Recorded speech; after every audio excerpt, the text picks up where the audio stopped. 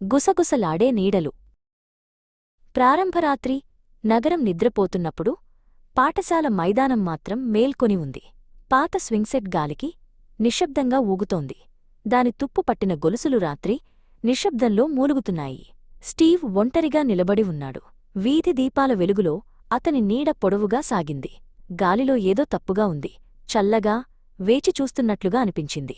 అతను తన చెల్లెలు మాయను వెతుకుతున్నాడు. కాని ఆమె నవ్వుకు బదులుగా ఒక వింతైన అస్పష్టమైన గుసగుస మాత్రమే వినిపించింది.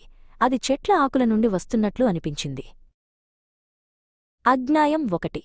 అదృశ్యం. మరుసటి ఉదయం మాయ కనపడలేదు. భయం కార్చిచ్చులా వ్యాపించింది. స్టీవ్ తన స్నేహితులైన నటాషా మరియు రాహుల్కు ఆ గుసగుస గురించి చెప్పాడు. వారు ఆటస్థలంలో వెతుకుతుండగా మాయకు ఇష్టమైన టెడ్డీ బేర్ ఉయ్యాల దగ్గర పడి ఉండటం కనుగొన్నారు. స్టీవ్ దాన్ని అందుకోబోతుండగా ఒక బలహీనమైన మెరుస్తున్న చిహ్నం నేలపై ఒక క్షణంపాటు మెరిసి మాయమైంది. అది ఒక వింతైన మెలితిరిగిన ముడిలా ఉంది. అది కనపడని శక్తితో ప్రతిధ్వనిస్తున్నట్లు అనిపించింది.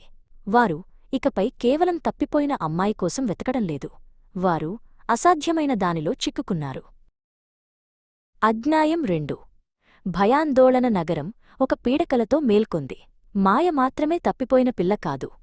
వార్తావాహనాలు వీధులను నింపేశాయి మరియు ఆందోళన చెందిన తల్లిదండ్రులు పోలీస్స్టేషన్లో గుమిగూడారు. స్టీవ్ ఇల్లు ఒక భారమైన నిశ్శబ్దంతో నిండిపోయింది. అది కేవలం అతని తల్లి నిశ్శబ్ద ఏడుపులు మరియు అతని తండ్రి ఉద్రిక్తమైన ఫోన్ కాల్స్తో మాత్రమే భగ్నమైంది. ఒక బల్లపై నగరం యొక్క పటం ఎర్రటి వృత్తాలతో కప్పబడి ఉంది. ప్రతి ఒక్కటి వెతకవలసిన ప్రదేశం, ప్రతి ఒక్కటి ఆశ యొక్క మసకబారుతున్న మెరుపు. అధ్యాయం 3. వాగ్దానం. పోలీసులకు వారు దేనికోసం వెతుకుతున్నారో తెలియదు. స్టీవ్ దృఢమైన స్వరంతో అన్నాడు. అతను మరియు అతని స్నేహితులు నటాషా, రాహుల్ మరియు నిశ్శబ్దంగా గమనించే మ్యాక్సీ వారి రహస్య స్థావరమైన ఒక పాత చెట్టు ఇంట్లో సమావేశమయ్యారు. మనం ఆ చిహ్నాన్ని చూశాం. ఇది మనపై ఉంది. వారు ఒకరినొకరు చూసుకున్నారు. వారి మధ్య ఒక నిశ్శబ్ద ఒప్పందం ఏర్పడింది. భయం ఉంది, కాని పట్టుదల కూడా ఉంది. వారు మాయను మరియు ఇతర పిల్లలను కనుగొంటారు, ఏమైనా సరే. అధ్యాయం 4. దాగి ఉన్న ప్రతిభలు. ఆ రహస్యం వారిని మార్చడం ప్రారంభించింది. అడవిలో వెతుకుతుండగా నటాషా కళ్ళు మూసుకుంది మరియు అకస్మాత్తుగా మాయ వెళ్లిన మార్గాన్ని చూడగలిగింది, ఒక బలహీనమైన కాంతి మార్గంలా. తరువాత స్టీవ్ వదిలివేయబడిన టెడ్డీ బేర్ను మళ్లీ తాకాడు మరియు ఒక చీకటి సొరంగం మరియు నీరు కారుతున్న శబ్దం యొక్క తలతిరిగే చిత్రం మెరుపులా తగిలింది. ఈ వింత కొత్త సామర్థ్యాలు భయానకంగా ఉన్నాయి, కాని అవే వారి ఏకైక ఆశ.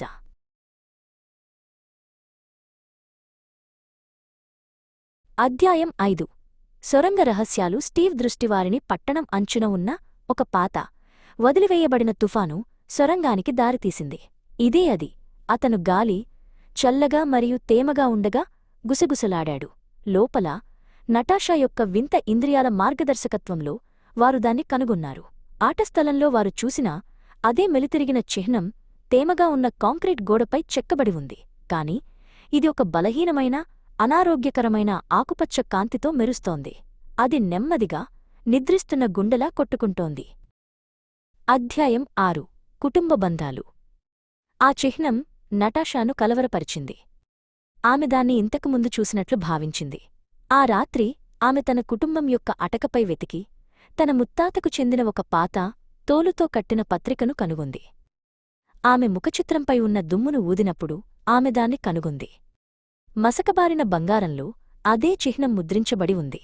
ఆమె కుటుంబం ఈ పీడకలకు ఎలాగో సంబంధం కలిగి ఉంది. అధ్యాయం 7. మనసుతో ఆటలు. ఒక కొత్త ముప్పు ఉద్భవించింది. ఇది కేవలం స్టీవ్ కోసం. అతని కంప్యూటర్ తెరపై గూఢమైన సందేశాలు కనిపించడం ప్రారంభించాయి. అవి గజిబిజి అక్షరాలలో వ్రాయబడి మెరుస్తున్న చిహ్నంగా పునర్వ్యవస్థీకరించబడ్డాయి. ఆటస్థలం నుండి వచ్చిన గుసగుసలు తిరిగివచ్చాయి. అతని కలలను మెలితిరిగిన కారిడార్లు మరియు ముఖం లేని నీడరూపంతో వెంటాడాయి. శత్రువుకు అతను ఎవరో తెలుసు. అది అతనితో ఆడుకుంటోంది.